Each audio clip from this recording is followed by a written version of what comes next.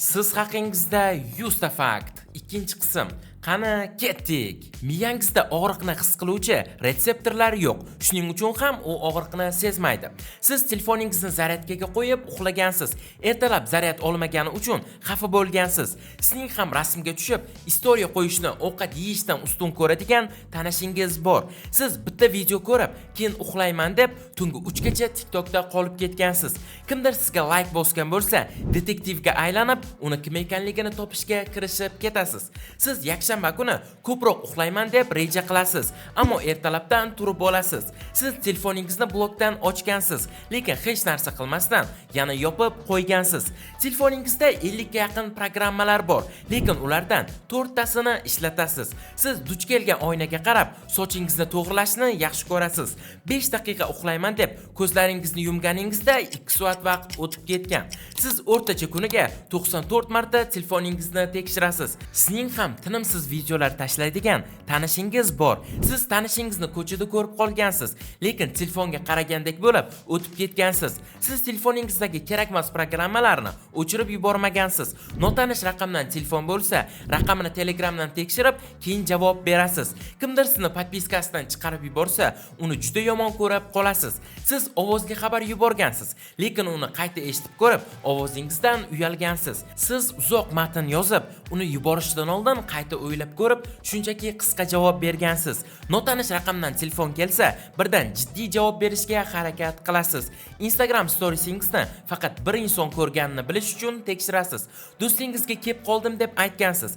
Aslida uydan ham chiqmagan bo'lasiz. Siz Telegramdagi xabarlarni bildirmay o'qiysiz. Siz telefoningizni qidirgansiz, lekin u qo'lingizda bo'lgan. Siz motivatsiyali videolar ko'rib, bo'ldi, ertaga o'zgaraman deb va'da bergansiz, lekin ertasi kuni buni unutgansiz. Siz kechki 9 dan keyin ovqat yemayman deb aytgansiz, lekin nimadirlar yeb qo'ygansiz. Kim bilandir urushib qolganingizda, xayolingizda boshqacha javob berishim kerak edi deb o'ylaysiz. Siz budilnikdan oldin uyg'onib, o'zingizni chempionlardek his qilasiz. Tushib ketayotgan buyumni ushlab qolsangiz, o'zingizni o'rgimchak odamman deb o'ylaysiz. O'zingizning eski rasmlaringizni ko'rib qolib, hozirgidan chiroyli bo'lgan ekanman deb o'ylagansiz. Siz yaqin do'stingiz bilan kiyim tanlash uchun butun shaharni aylanib chiqqansiz. Siz eshikni quflaganingizga ishonmasdan yana qayta quflagansiz. Siz yangi daftarga yozayotganingizda birinchi betini chiroyli yozishga harakat qilasiz. Siz menyuni ko'rib chiqasiz, lekin doimgi yeb yurgan ovqatingizni yana buyurtma qilasiz. Siz profil rasmini tanlashda ko'p vaqt sarflagansiz, ammo baribir avvalgi rasmni qoldirgansiz. Siz telefoningizning oldi kamerasini oyna sifatida ishlatasiz. Kimdir sizga muhim gapim bor deb 5 daqiqa yozmasa, xayolingizda 1000 xil ssenariylar tuzasiz. Siz 99% tushlaringizni esingizdan chiqarib yuborgansiz. Kechqurun umuman uxlamaslikni reja qilgansiz, lekin baribir uxlab qolgansiz. Qo'lingizdagi tirnoqlar oyog'ingizdagi tirnoqlarga qaraganda 2 baravar tez o'sadi. Do'stingiz xafa bo'lib qolmasligi uchun uning zerikarli haziliga ham kulgansiz. Agar siz erkak kishi bo'lsangiz, sizning miyangiz ayollarnikiga qaraganda 13% ga kattaroq. Siz bitta qadam tashlashingiz uchun 200 ta mushakalaringiz harakatga keladi. Sizning ko'zlaringiz 7,5 milliongacha bo'lgan ranglarni ajrata oladi. Sizning ismingizda A harfi bor. Ko'zlaringiz ochiq holatda aks olmaysiz. Agar siz 15 daqiqa hech narsa qilmasdan qimirlamay tursangiz, uxlab qolasiz. Siz butunlikdan ancha oldin uyg'onib ketib, yana uxlashingizni bilsangiz, juda xursand bo'lasiz. Siz uysiz hayvonga yordam bera olmaganingiz uchun xafa bo'lgansiz. Tanangizdagi qaramaydigan yagona organ bu sizning ko'zlaringiz hisoblanadi. Sizning barmoq izingiz boshqalarning barmoq iziga o'xshamaydi. Siz har kuni 100 tagacha sochlaringizni yo'qotasiz. Sizning sochlaringiz 12 tonagacha bo'lgan yukni ko'tara oladi. Uyingizdagi changning katta qismi aslida teringizning bo'lakchalari hisoblanadi. Siz o'zingizni qitiqla olmaysiz, chunki miyangiz bu narsani sezib qoladi. Kiyim do'kondagi narxini ko'rib sotuvchiga bir aylanib kelay, keyin kelaman deb aytgansiz, lekin qaytmagansiz. Siz do'konga bitta narsa olaman deb kirib, katta bozorlik qilib o'rgansiz. Siz birovga qarz bergansiz, lekin uni eslatishga uyalasiz. Siz o'z oddoshingizni ko'rganingizda jahlingiz chiqqan, chunki bu ismning originali faqat menman deb o'ylaysiz. Siz biror narsani topa olmaganingizda, onangiz uni sehrli uslubda topib beradi.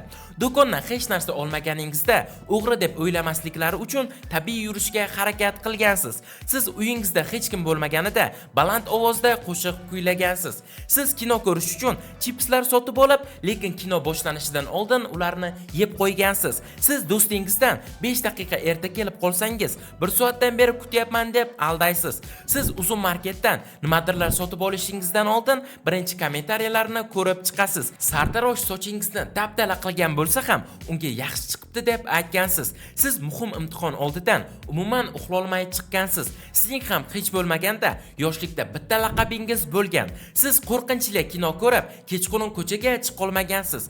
Siz telefondagi xabaringizni birov o'qib qolmasligi uchun burilib yozgansiz.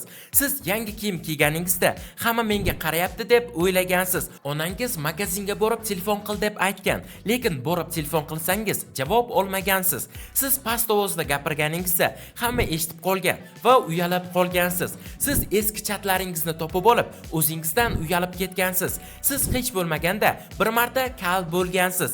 Sizning ham hamma joyga borganda rasmga tushaveradigan tanishingiz bor. Kafe yoki restoranga borganda iloji boricha chekkaroq joyni tanlaysiz. Siz open budjetga ilk marta bepulga ovoz bergansiz. Siz uxlashdan oldin katta biznes ideyalarini o'ylab yotasiz. Oddiy kiyimda ko'chaga chiqqaningizda ko'plab tanishlaringizni ko'rib qolgansiz. Siz yo'lda yurayotganingizda rangli kafelarni ustidan bosib o'tgansiz. Yoshligingizda uydan ketmoqchi bo'lgansiz, lekin qorningiz ochganda yana qaytib kelgansiz. Sizda ham birga suratga tushgandan keyin uni yubormaydigan tanishingiz bor. Siz ataydan naushnik taqib olib, qo'shiq o'rniga odamlarning ovozini eshitgansiz. Sizning ham internet orqali tanishgan, lekin hayotda ko'rishmagan do'stingiz bor. Siz kerakmas xabar yuborib, uni o'chirishga harakat qilgansiz, lekin ulgurmagansiz. Siz reklamaga ishonib, narsa sotib olgansiz, lekin kutilgandek bo'lmagan. Siz internet yo'q joyga borib qolsangiz, galereyangizdagi rasmlarni tomosha qilasiz. Onlayn bo'lib turib, sizni ignor qilishsa, siz ham buni takrorlaysiz. Agar rasmingiz yaxshi chiqmasa, telefon kamerasini tozalab, yana urinib ko'rasiz. O'zingizga yoqib qolgan rasmingizni hamma ijtimoiy tarmoqlarga qo'yib chiqqansiz. Siz qor yoqqanida qorbobo yasamoqchi bo'lgansiz, lekin o'xshamagan. Siz chatda yozganingizda hech kim javob qaytarmasa, o'zingizni g'alati his qilasiz. Siz video kulgili bo'lmasa ham kulgan reaksiya yuborgansiz. Kimdir sizga qarab turganini sezsangiz, jiddiy bo'lib olasiz. Kimgadir telefoningizni berib turganingizda nima qilishini kuzatib turasiz. Siz odamlarni podpiska tashlamasdan kuzatib yurishni yaxshi ko'rasiz. Sizning har bir kayfiyatga mos keladigan qo'shiqlar ro'yxatingiz bor. Siz kimningdir istoriyasiga qarab, uni qanday kayfiyatdaligini taxmin qilgansiz. Siz ko'chada tanimagan odamingiz bilan salomlashgansiz. Siz biror kinoni boshini ko'rib, oxirida nima bo'lishini taxmin qilasiz. Do'stlar, ushbu faktlardan sizdan taxminan necha foizi to'g'ri chiqdi? Kommentariyada yozib qoldiring va keyingi 100 ta fakt kim haqida bo'lishini ham kommentariyada yozishni unutmang. Agar video sizlarga yoqqan bo'lsa, videoga like bosing va YouTube kanalimizga obuna bo'lishni unutmang. Keyingi videolarda ko'rishguncha, xayr, sog' salomat bo'ling.